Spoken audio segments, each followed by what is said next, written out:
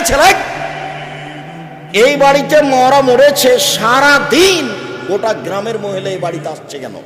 ধর্ম কি পাগল হয়ে গেছে? তাফসীর মাহফিল ওকে কি পড়ালো? এই তোমার বোন আসে কেন এই বাড়িতে? আপনার স্ত্রী আসে কেন? আমি আব্দুর রাজ্জাক বিন ইউসুফ বলছি আমার স্ত্রী যায়নি, যাবেও না। যদি আপনি পরীক্ষা করেন কালকে আসেন। আল্লাহ তুমি মাফ করো, আমি অহংকারও করিনি, গৌরবও করিনি।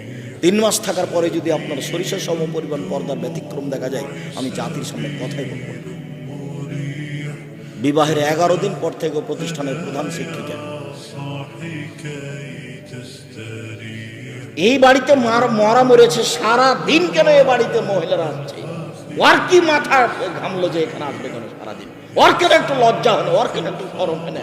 ওর কেন ও চাচাতো ভাইকে দেখতে আসলো? ওর নাকি গ্রাম্য চাচাকে দেখতে এসেছে। কেন এখানে আসবে? অর্ধ পৃথিবীর খলিফা, কুশাগর বুদ্ধিজীবী, রাজনীতিবিদ ওমর মারা যাবেন এই সময়ে বলছেন, আব্বু আব্দুল্লাহ। জি আব্বা। আয়েশাকে গিয়ে বলো মুহাম্মদ সাল্লাল্লাহু আলাইহি সাল্লামের পাশে আবু বকর সিদ্দিকের কবর আছে, তার পাশে একটু ফাঁকা জায়গা আছে, ওখানে আমার কবর দেওয়ার সুযোগ দিবে কিনা। শোনো আব্দুল্লাহ, আয়েশাকে গিয়ে বলিও যে উমর কবরের জায়গা চাই।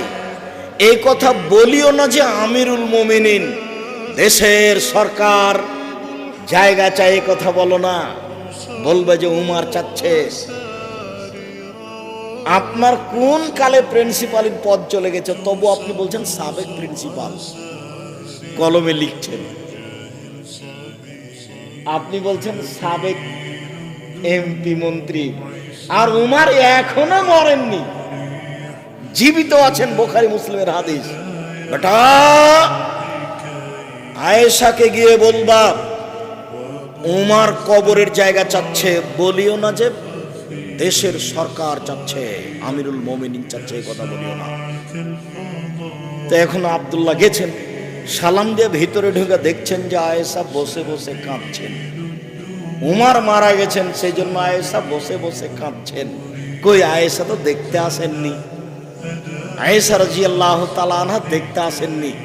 অর্ধ পৃথিবীর খলিফা, কুশাগর বুদ্ধিজীবী, রাজনীতিবিদ ওমর, অর্ধেক পৃথিবী যার দখলে, সারা পৃথিবীতে এত ইমানদার মানুষ, ব্যতিক্রম মানুষ আল্লাহ কাকে সৃষ্টি করেছেন তা ইতিহাস বলে না। মানুষ হিসেবে এত শক্তিশালী পাওয়ারফুল মানুষ পৃথিবীতে আর কে জন্ম নিয়েছে তা ইতিহাস বলে না। যার রাস্তায় শয়তান হাঁটে না, যার রাস্তায় শয়তান হাঁটে না, এত বড় মানুষ মারা গেছেন। আয়েশা রাদিয়াল্লাহু তাআলা দেখতে আসেন, বাড়িতে বসে কাঁদছেন। আপনি আপনার স্ত্রীকে কন্ট্রোল করুন। আপনাকে বলছি, দুঃখিত, আপনি মনে কিছু নিয়েন না।